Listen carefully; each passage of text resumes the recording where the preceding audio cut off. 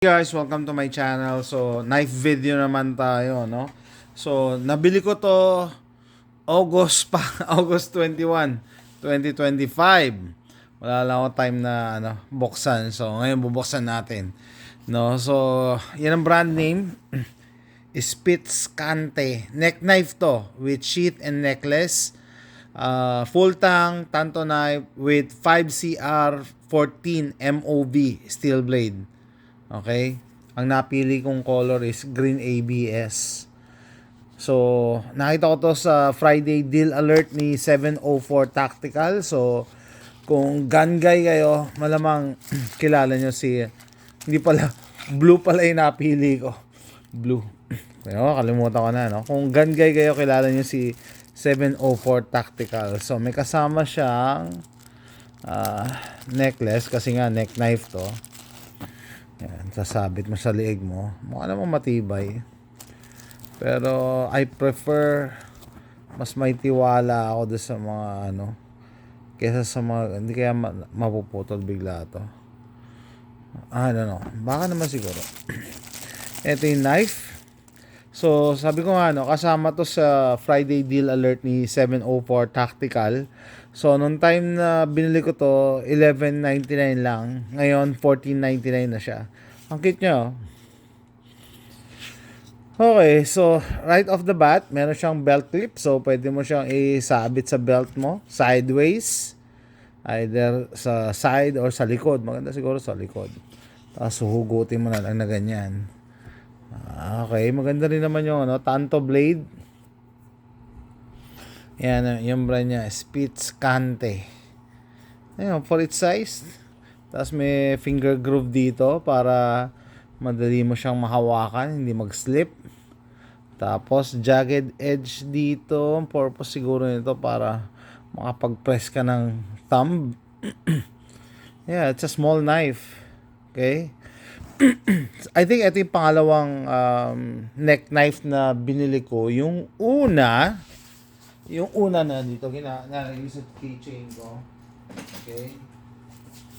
Ito yung una. Mas maliit to. Mas maliit. Nakalimutan ko na yung tatak nito eh. Pinambubukas ko lang to ng mga mail. Mga pandikit na tuloy. Mga pandikit. Pero ang liit, no?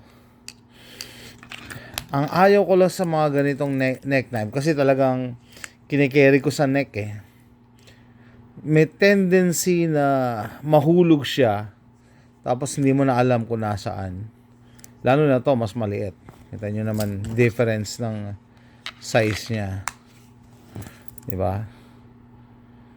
Okay. Pero ito kasi mas versatile kasi pwede mo siya i-carry sideways sa belt mo or sa backpack mo or whatever bag na pwede mong sabitan. No, mas versatile siya, mas malaki. Ayan, I think mas usable.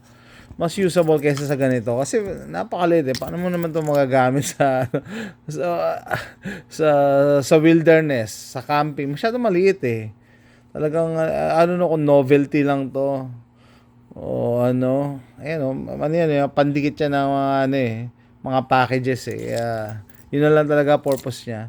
Pero sana hindi nila ginawang jagged edge para mas madali magbukas ng packages. Anyway, hindi yan tungkol sa neck knife na yan. Dito tayo sa Spitz Cante. Makita mo kasi yung quality. Kaya nung napanood ko na sa video ni 704 Tactical, sa video pa lang makita mo na yung quality. Tingnan mo yung grip niya. Sa grip niya. At saka yung blade profile, medyo may size talaga, magagamit mo talaga, Tapos hindi siya jagged, lang siya, sharp blade. Pwede talaga siya pang-cutting, pamputol ng mga kung like rope, no? So pwede talaga sa sa camping. Tapos maliit lang siya. It doesn't occupy that much space. Pwede mo idagdag sa gear mo, sa EDC mo, or saksak mo sa glove compartment ng kotse. Minsan hindi mo hindi mo malalaman kung kailan mo kailangan ng knife. So mas maganda kung may kotse ka, pwede mo isalpak lang 'yon and forget about it, 'di ba? Pag kailangan mo ng kotse, buksan mo yung pag kailangan mo ng knife, buksan mo yung glove compartment ng kotse. Okay? Pero kung sa ano naman, sa camping gear, salpak mo to sa bag mo, pwede mo isabit kung saan man.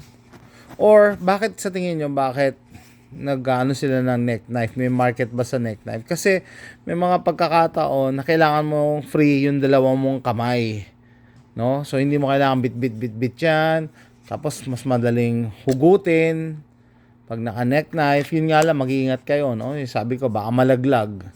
Pero napaka-rare naman yung instance na malaglag sa dibdib mo tapos masaksak ka.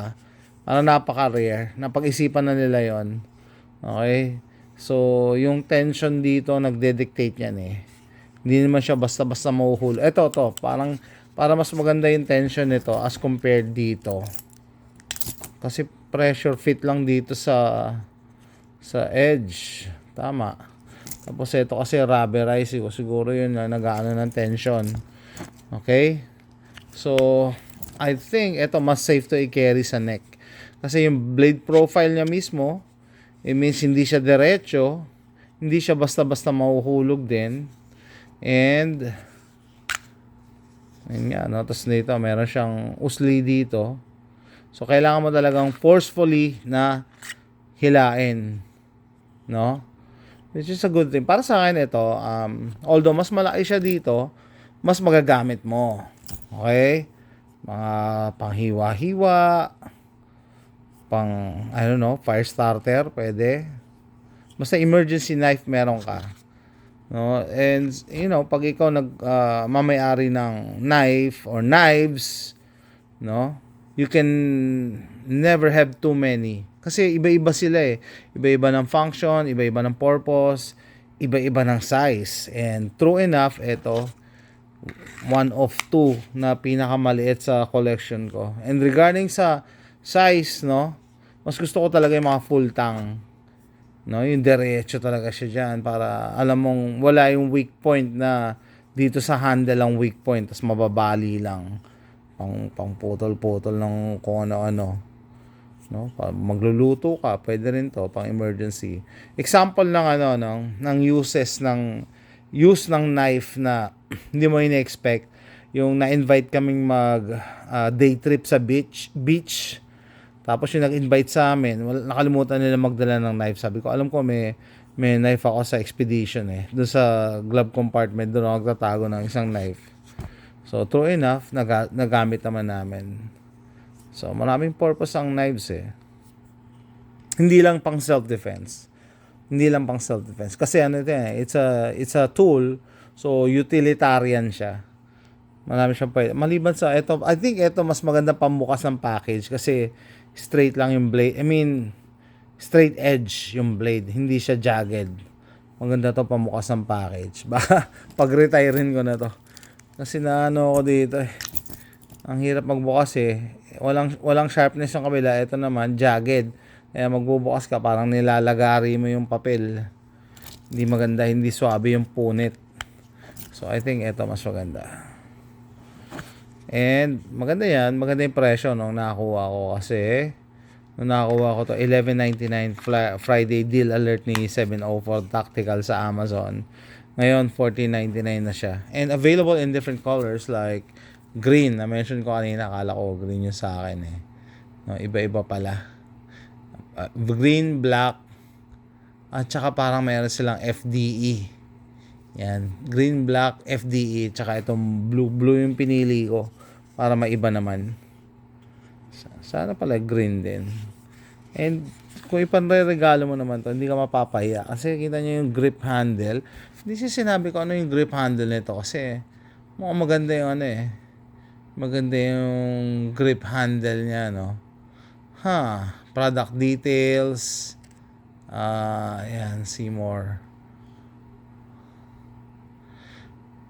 Ayan, anti-slip handle. Textured ABS handle. Yun lang tawag nila eh. Textured ABS. Okay. Lightweight design. 5.63 inches total length. And 3.07 yung blade. Yung blade alone, 3 inches. And weighing only 3.53 ounces. Ayan, 2 carry options, horizontal, on your belt, sideways, or wear it around your neck as a small neck knife. I think mas secured to. Versatile for various uses, ideal for EDC, hiking, camping, and general tasks. This neck knife with sheath makes a great gift. Panregalo daw. Okay, so I mean siguro kung may regaluhan ka na ganito, hindi naman siguro magrereklamo, di ba? Maganda naman eh, kahit mura lang siya. Kasi yung sheet niya, solid, hindi yung mga nylon na madali masira. Tapos, naglalak naman siya eh, naglalak. So, hindi siya aksidenteng mahuhulog. Naaaliw ako sa grip texture nito eh. Nilagyan nila ng design para magmukhang mamahalin. Pero okay lang yan. As long as full tang, diretso yung blade hanggang dito sa dulo. Kita nyo? Hindi. Yung isa, rat tang ang tawag doon. Yung pag nakatago dito, malamang rat tang yun. Maliit lang siya dito. Tapos yun ang weak point ng knife. Pero ito, full tang. Kaya solid yan. Solid. No? Kahit pa paano, magagamit mo talaga. Especially for cutting. Anyway, yan guys, almost kalahating taon ko pala ito hindi nabuksan. Pero, yan. 2026. Great addition to my collection and my EDC. No? Lalo sa mga kotse namin. Pwede na mag-iwan ng kahit isang knife. So that's it. Kung nagustuhan nyo yung video na to, please click like and subscribe. Comment down below. Favorite EDC. And ano masasabi nyo sa texturing nitong handle. Ganda. At saka yung blade profile. Thanks for watching. Bye!